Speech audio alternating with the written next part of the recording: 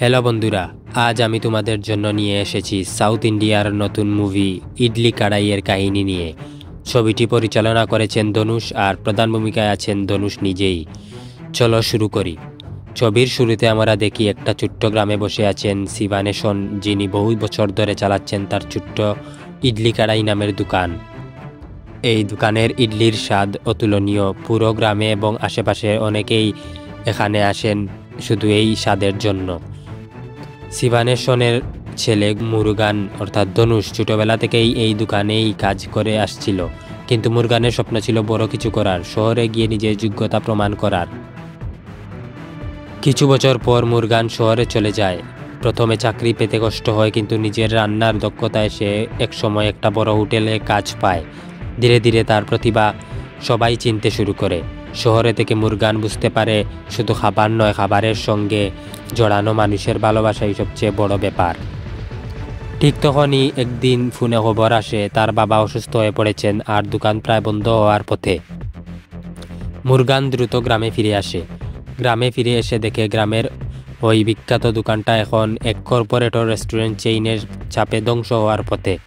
আরশিন নামের এক ব্যবসায়ী নতুন রেস্টুরেন্ট খুলে গ্রামে আধিপত্য করতে চাইছে। গ্রামের মানুষও আস্তে আস্তে এই দোকানের দিকে চলে যাচ্ছে। মুরগান বাবার দোকানটাকে বাঁচাতে দৃঢ় প্রতিজ্ঞা নেয়, কিন্তু কাজটা সহজ ছিল না। আরশিন টাকা পয়সা প্রভাব সব কিছু দিয়ে প্রতিযোগিতা শুরু করে। মুরগান কেবল নিজের পরিশ্রম আর ইডলির স্বাদের জুড়ে লড়াই চালায়। এখানে আসে এক আবেগগন্ধিক মীরা নায়িকা। মুরগানকে সাহস দে বলে, তুমি শুধু খাবার বিক্রি করো না, তুমি মানুষের ভালোবাসা পরিবেশন করো। গ্রামে একটা বড় ফুড ফেস্টিভ্যাল হয়। সেখানে আরশিনের হোটেল আর মুরগানের দোকানের মধ্যে প্রতিযোগিতা বসে। আরশিন যতই চেষ্টা করে তার খাবারে সেই ঘরের স্বাদ নেই। অন্যদিকে মুরগানের ইডলি খেয়ে মানুষ বলে ওঠে, এটা শুধু ইডলি নয়, এটা আমাদের স্মৃতি, আমাদের ভালোবাসা। শেষে পুরো গ্রাম আবার মুরগানের দোকানের পাশে দাঁড়ায়। আরশিন হেরে গিয়ে গ্রাম ছেড়ে চলে যায়।